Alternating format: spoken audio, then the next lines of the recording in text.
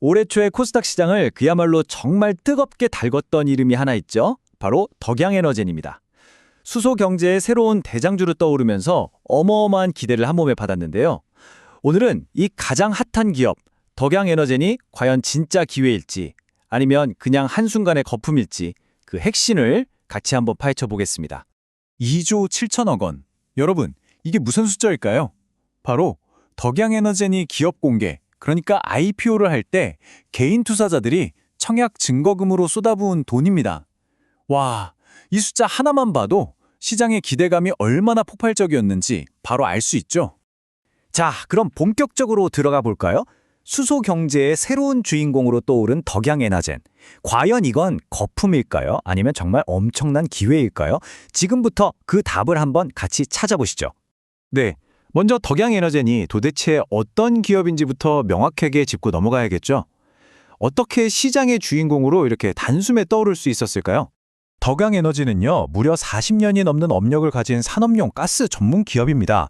이 회사의 핵심 사업은 뭐냐면 석유화학 공정에서 나오는 부산물, 부생수소라는 게 있거든요. 이걸 반도체 공정에도 쓸 수 있을 만큼 아주 깨끗하게 초고순도로 정제해서 공급하는 일을 합니다. 지난 1월 30일에 공모가 10,000원으로 상장했는데 당일 무려 34,000원대까지 치솟으면서 정말 화려하게 데뷔했죠. 주가가 이렇게 폭등했던 비밀이 바로 여기에 있습니다. 이 슬라이드를 한번 보시면요. 상장하자마자 시장에서 바로 거래할 수 있는 주식은 고작 16.54%밖에 안 됐어요. 아니 왜냐고요? 기관 투자자들이 68%가 넘는 물량을 우리 당분간 안 팔게요 하고 딱 묶어놨기 때문이죠. 그러니까 살 사람은 넘쳐나는데 팔 주식이 없으니까 주가는 뛸 수밖에 없는 완벽한 품절주 구조였던 겁니다. 그렇다면 투자자들은 왜 이렇게까지 열광하는 걸까요? 덕양에너젠이 제시하는 미래 성장 스토리는요, 그야말로 완벽에 가깝습니다. 이제 탄소 중립 시대잖아요. 수소 경제로의 전환은 더 이상 선택이 아니라 필수입니다. 바로 이 정부 정책과 전 세계적인 흐름에 가장 큰 수혜를 직접적으로 받는 기업, 그 중심에 덕양에너젠이 서 있는 거죠. 이 회사의 진짜 강점은요, 다른 경쟁사가 쉽게 따라올 수 없는 경제적 해자에 있습니다. 국내 최대 석유화학단지 안의 생산기지를 꽉 잡고 있고요. 이걸 파이프라인으로 고객사한테 직접 공급을 해요. 수십 년간 쌓아온 신뢰관계나 운영 노하우는 이건 돈으로도 살 수 없는 아주 강력한 진입장벽인 셈이죠. 워런 버핏이 참 즐겨 쓰는 말이죠. 경제적 해자라는 거. 옛날에 성을 둘러싼 강처럼 경쟁자로부터 우리 회사를 딱 보호해주는 그런 강력한 우위를 뜻하는데요. 덕양에너젠의 해자는 바로 누구도 흉내내기 힘든 이 지리적 입지와 공정 통합 능력이라고 할 수 있겠습니다. 그리고 이게 바로 결정타입니다. 국내 석유화학 역사상 최대 규모의 투자라고 불리는 S-오일의 샤인 프로젝트가 있거든요. 여기에 필요한 수소를 글쎄 덕양에너젠이 단독으로 공급하기로 한 겁니다. 이 계약 하나만으로도 회사의 체급이 완전히 달라질 거라는 기대감이 지금 시장을 지배하고 있는 거죠. 하지만 이렇게 완벽해 보이는 이야기에도 항상 그 이면이 있는 법이죠.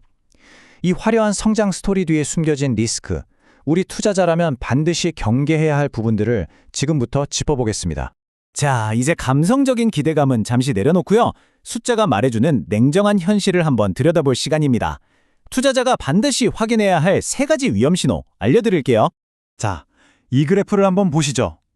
왼쪽 막대, 매출액은 연평균 10% 이상 꾸준히 커지고 있어요. 아주 좋아 보이죠? 근데 문제는 오른쪽입니다. 바로 영업이익률.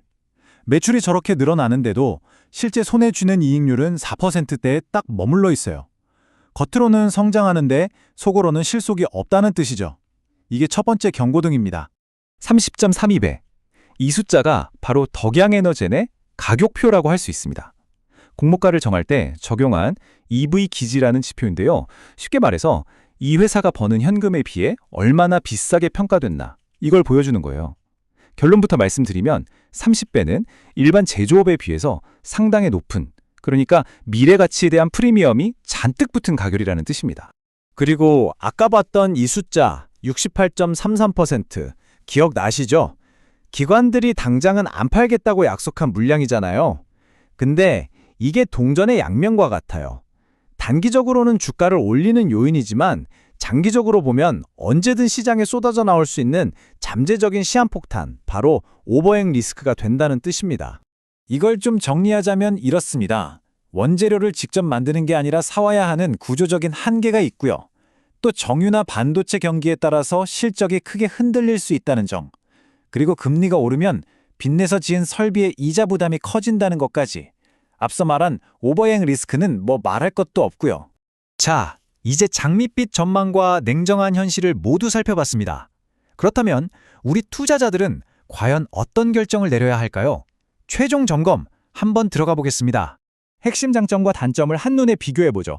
독보적인 수소 인프라, 그리고 샤인 프로젝트라는 강력한 성장 동력, 정책 수혜, 이건 분명한 장점입니다. 하지만 낮은 이익률, 너무 비싼 가격표, 그리고 언제 터질지 모르는 오버행 부담은 정말 치명적인 단점이죠.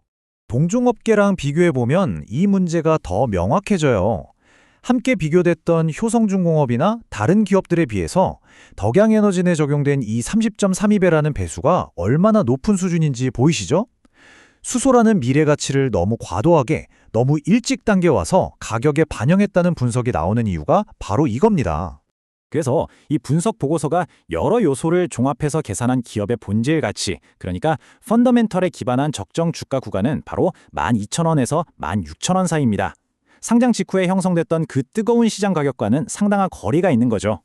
따라서 이 분석이 내린 최종 투자 등급은 관망입니다. 지금 바로 사기보다는 좀 더 차분하게 지켜보자는 의견인 거죠. 그렇다면 신규 투자자를 위한 투자 전략은 뭘까요? 보고서는 아주 명확한 3단계 전략을 제시합니다. 첫째, 상장 초기의 이 과열과 거품이 좀 가라앉기를 기다린다. 둘째, 1개월에서 3개월 뒤에 기관 물량이 시장에 풀릴 때 그 충격을 어떻게 소화하는지 지켜본다. 그리고 마지막으로 주가가 아까 말씀드린 적정 가치 구간에 가까워졌을 때 조급해하지 말고 나눠서 매수하는 전략을 고려하라는 겁니다. 덕양에너제는 수소 시대에 정말 중요한 역할을 할 좋은 기업이 될 잠재력이 충분해 보입니다. 하지만 좋은 기업이 항상 좋은 투자를 의미하진 않죠. 정말 중요한 건 현재 시장이 매긴 가격이 그 가치를 얼마나 비싸게 또 얼마나 앞당겨서 반영하고 있느냐, 바로 이 점입니다. 자, 여러분의 선택은 무엇입니까?